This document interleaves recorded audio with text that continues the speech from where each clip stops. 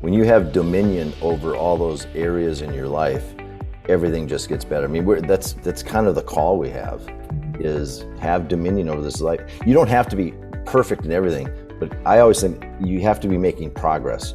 You want to be going up and to the right if you're looking at sort of a XY chart. That was our guest, Scott Jagodzinski, talking about the importance of always improving on the many different aspects of a person's life. Hey everybody, Jared Sebesta here, co-host of Retire Repurposed. Well, on behalf of Ben Tages and myself, thank you so much for joining us here today. Well, if you are new to the show, maybe this is your first time hearing our message, we spend a lot of time trying to get retirees and pre-retirees to unlearn a lot of things. Renew, rethink, reimagine what your life could look like in retirement. Far too many times we see retirees just accept that retirement is the end of any more growth, the end of adding any more value. A time where you have to accept the fact that you just think that you're getting older, that your time has passed, that it's too late to make any significant changes, maybe to your financial life, your relationships, your mindset, and even your physical life. Well, this is going to be another one of those shows where we are suggesting and maybe even pleading with you that that is not the case. What if retirement is actually the time where you could be your greatest? So on today's show, we bring back special guest Scott Jagodzinski. Scott founded an organization called Argent Alpha, where he helps men over 50 years old implement strategies to become their healthiest, strongest selves. In this podcast, Scott talks about two concepts, including your zone of genius, where you not only see growth, but step into the essence of who you were created to be. Enjoy this episode. All right, I've got Scott Jagodzinski back on the show here today. Scott, thank you so much for joining us on the podcast today. Hey, I'm happy to be back and good to see you again. Yeah, to say that you were back, we had you on the show a couple of weeks ago, and I thought that was a really interesting episode. I do want to kind of cover that, but for people that maybe missed that show, not familiar with you, talk to us about your organization. You're doing some really cool stuff with mainly men over 50 years old, right? Yeah, that's right. So we have a company called Argent Alpha, and our tagline is we make men over 50 harder to kill. And people kind of laugh at that line, and I go, it's intentional. It's designed to attract or repel a man over 50. And the guys who contact me, we're looking to improve body fat, strip the fat, add muscle. Well, my line is going through life as a man over 50 weak and fat is no way to enter the last half of your life. So that's where we get guys turned around in those areas. And physical health becomes a gateway to improving mental health Yeah, I'm such an advocate of this, and this is, physical health is kind of part of what I would call, part of being repurposed. It's probably the one, admittedly, that we talk about the least. Mm-hmm. And it's probably because, Ben and myself are just not fitness experts by any means. I don't think that we're out of shape by any means. And that's not to say that we're not huge advocates of this, but this is just so near and dear to me. I mean, there is no way that you cannot connect how you feel physically with how you feel mentally. Talk about that and how, again, you just said, like, if you can get your physical health down, that seems to kind of be the catalyst and the breakaway for other areas of your life. Well, I was just talking with a buddy online yesterday, and I think it's an Indian proverb. A man who has his health has 1,000 dreams. A man who doesn't have his health has one. And so I think it just that says it all. Is if your health's not lined up, and I look at it as a guy. I'll be 59 next month, and my whole plan and what I've been living is leveling up with each year, getting better with each year. So it's a shift in the mindset.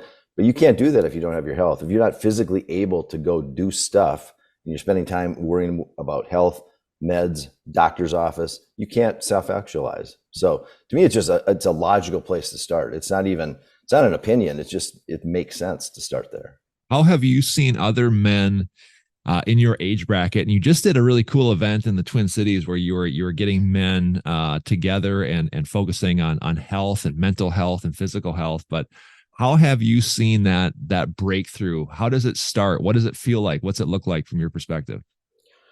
Well, I'm thinking of one friend in particular. In 6 months, I'll just give you the quantitative side, and then I'll talk about the qualitative. So 55-year-old guy, and came into this and was, when you look at him, you go like, it doesn't look horrible, but he was a little on the frumpy side, and physically wasn't where he used to be.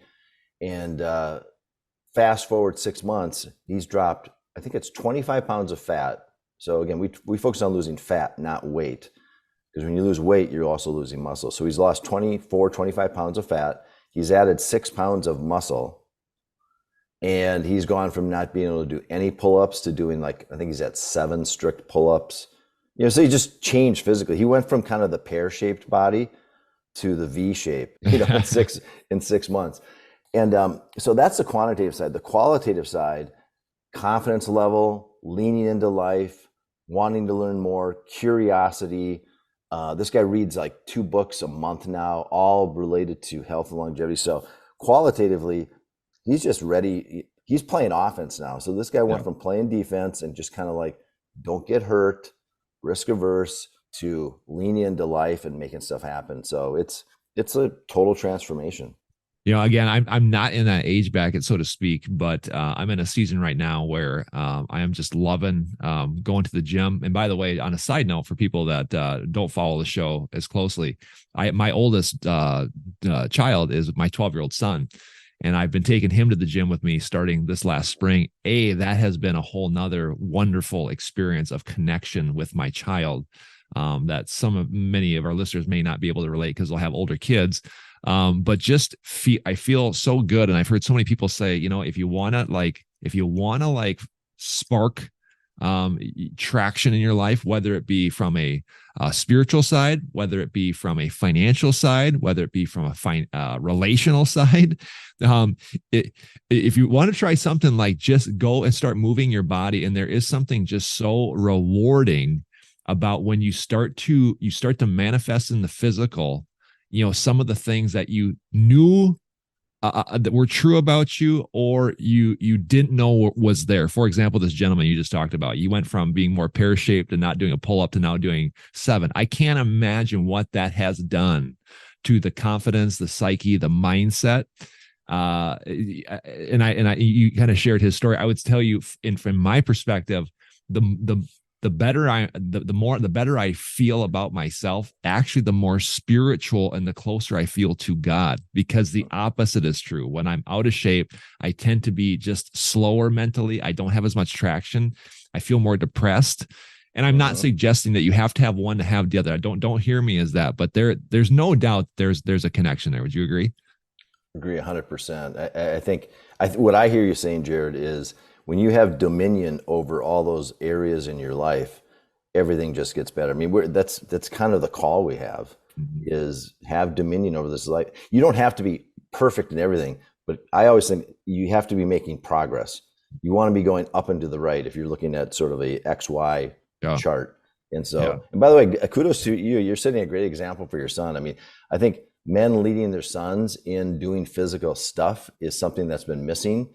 And I think it's fundamental to creating the men of tomorrow. So great job doing that. Yeah, well, I give him a lot of credit, and I say we had a phenomenal workout together yesterday, and I'm able to express how proud. It's phenomenal time with him, one-on-one time, but I'm able to express how proud I am of him, because you'll know this, Scott, like that it's you against you.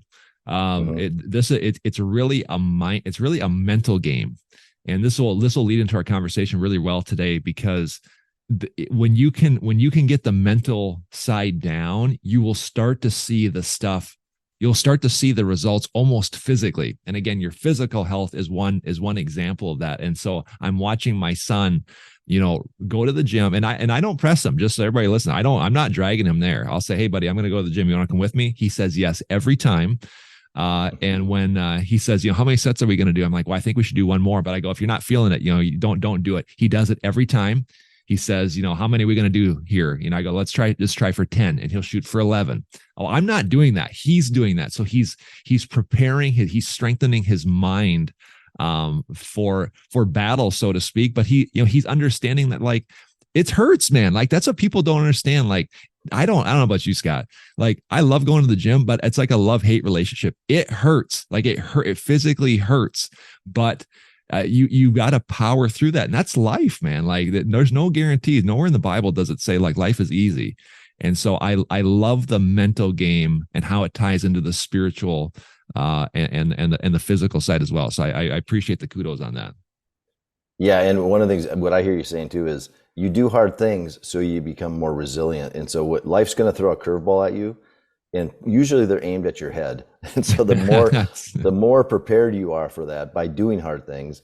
Yeah. I've been doing. You saw in our video we did the Wim Hof method followed by 2 minutes in an ice bath, and so my wife and I for a month have been doing. We joined a recovery spa here, and I spend a total of about 15 to 20 minutes in 40-degree water now. It's just become part of the habit, and it's all about. There's a bunch of health benefits, but what I like is the ability to get over the hump and doing that hard thing. That applies to so many things. Like it's carried over into my business. It's like, bring it, man. I don't know what I need to set higher standards because what used to be hard is now easy. And so that's good. But that's the way that it should be. And for those of you who are listening to the show and don't understand what ice baths is, that's kind of like, I don't want to say it's the new thing because it's not new, but I think a lot of people don't understand that. And like you just said, there's a lot of physiological benefits to that. But the hardest thing about an ice bath is getting over the mindset. And when you can handle the pain, so to speak. There's another famous quote out there too that says, victorious warriors, they win first and then they go to battle. Defeated warriors just go right into the battle and try to figure out a way to win.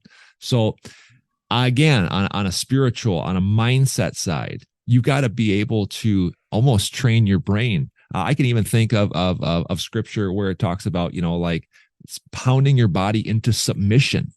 Where you have to be in control of your body. You have to know where its limits are and push it and continue to see where the max is. So again, I love everything that we're saying here, and I want this to be a segue into our conversation today. We're going to talk about a gentleman by the name of Gay Hendricks. He wrote a book a while back. Kind of give us kind of an overview of his book, his thinking, and maybe just we'll tee up some of these ideas that we're going to talk about today. Sure, yeah. So when I think of that book, The Big Leap, there's two big ideas that come out of there for me. One is this whole idea of how do you overcome upper limits or limiting beliefs? And then the other one is working towards your zone of genius. And a quick way to describe that is most of us operate in our zone of excellence. So some area that we're actually good at the work.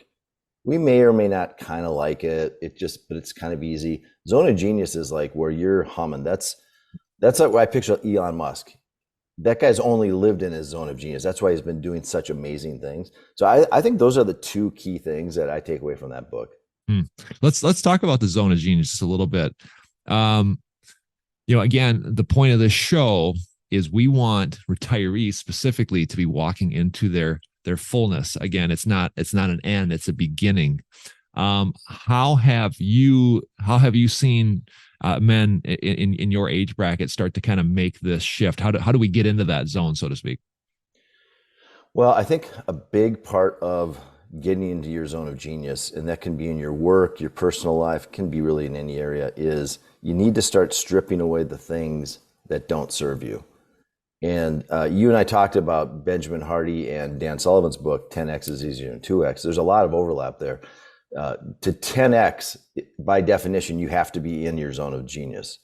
And the way you get there is looking at the 80% of your life that doesn't drive value, and you either eliminate it, automate it, or delegate it.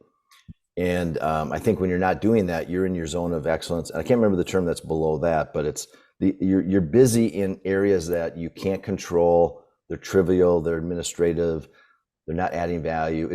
You're busy being busy.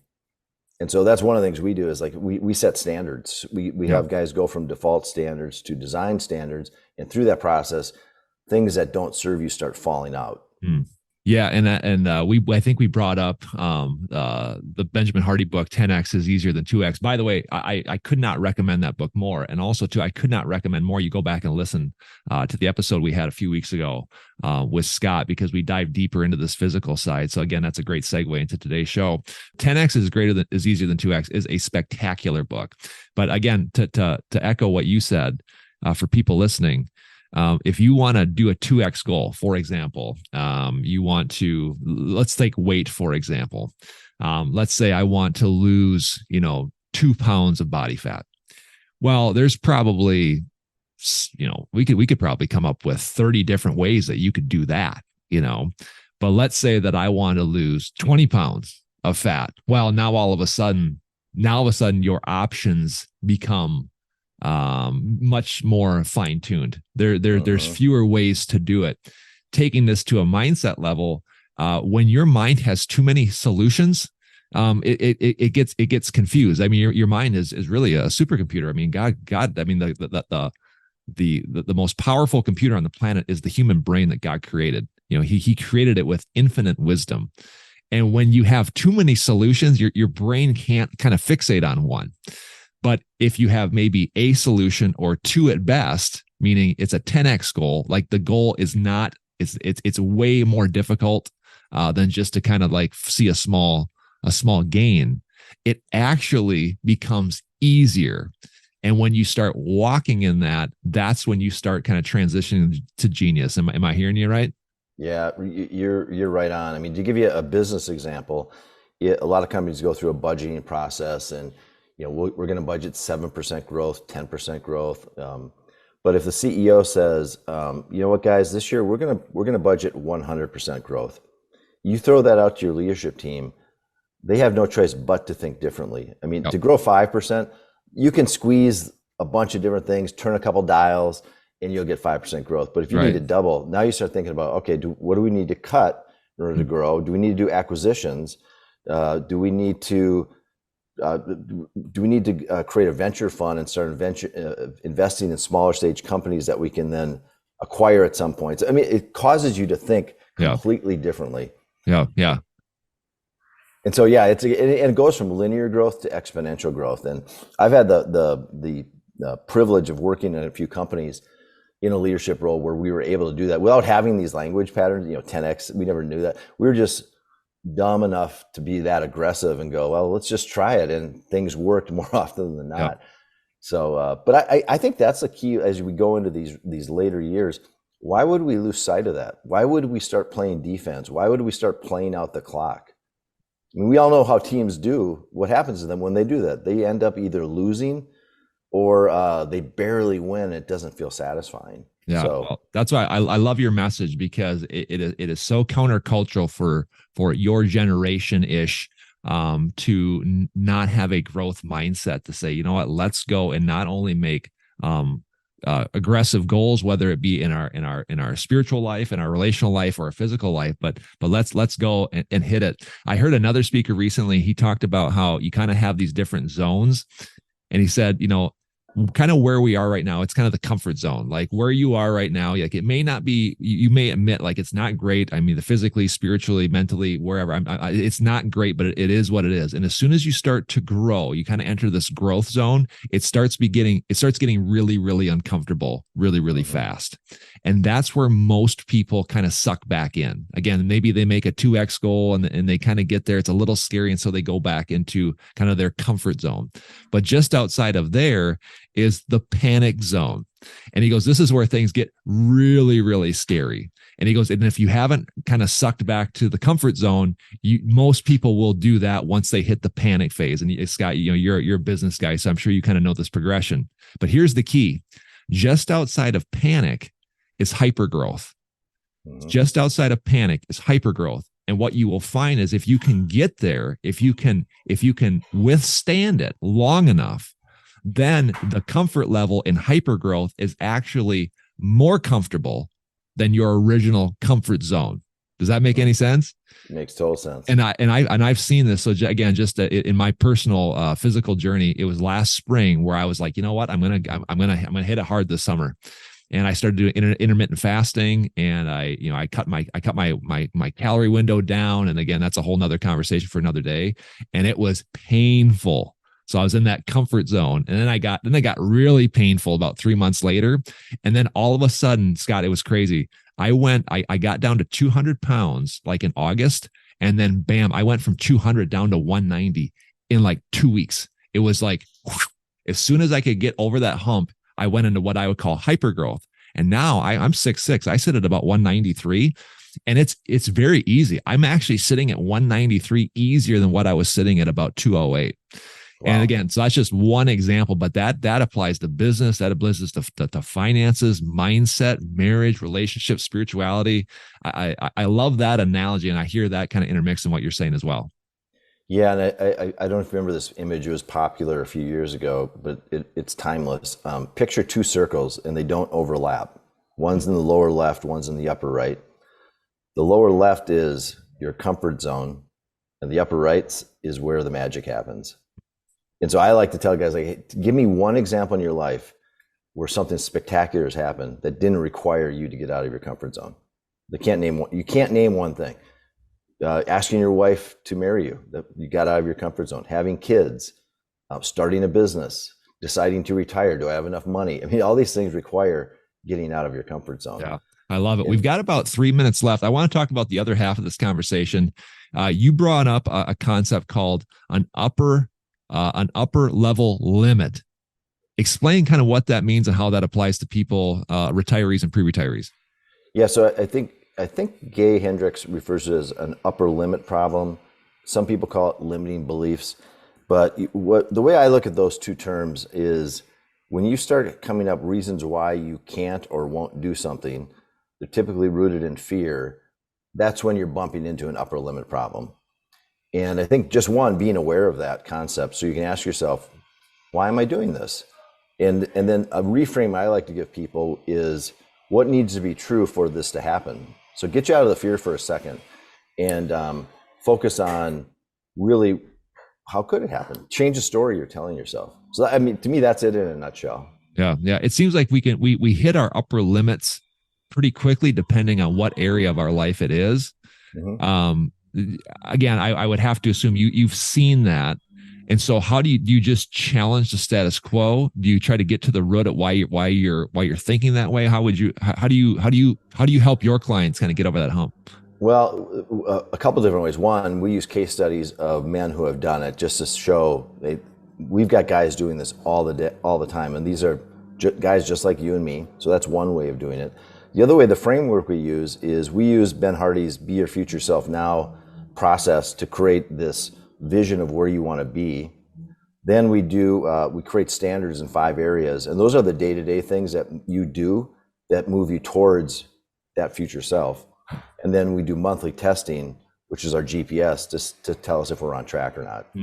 So that really accomplishes what you're talking about. I would have to assume you'd have to get down to like kind of the cruxes to what do you want. Ben Hardy talks a lot about that in his 10X book, but really getting down to what you want and mapping that out and getting your mindset on that. Is that part of the process as well?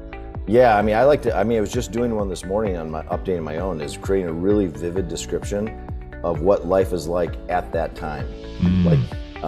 Where do I live? What size waist pants am I wearing? How much am I best bench pressing? What's my portfolio worth? How many times am I dating my wife? You're getting into very vivid description in areas that are important to you. Mm-hmm. And it's funny, and it's like, don't do it on a computer, pen and paper. You need this tactile experience. It's way more intimate and personal. Guys say, hey, can I do it on my phone or my laptop? Yeah, you can. It's just not as effective. Yeah. Go get a pen, stop fighting it, do the pen and the paper. And magic happens. I love it. We're out of time. We got to have you back on the show to talk more about this. Again, we got about a minute or so left. Just give people kind of a roundabout as to where people can find you and get more information on what you're doing and what you're saying. Yeah. So the website is argentalpha.com, ARGENT alpha.com. I do a newsletter every week, and you can find me on LinkedIn, Scott Jagodzinski. I think there's only one of us, so type that in with Argent Alpha, you'll find me. I post every day. That's a platform. It's where my audience lives. Business guys, that's where they live, and very few trolls. It's a pretty professional place to go. And then LinkedIn has become, it's way more than careers and resumes and job searching. It's really evolved as a platform. Yeah. Well, it's really good stuff. I follow you and you post some wonderful stuff. So I encourage our audience to go check Scott out at his website and also on LinkedIn. Scott, thanks for being here today. Hey, let's do this again sometime. Sounds great. It was a pleasure. Thanks, Jared.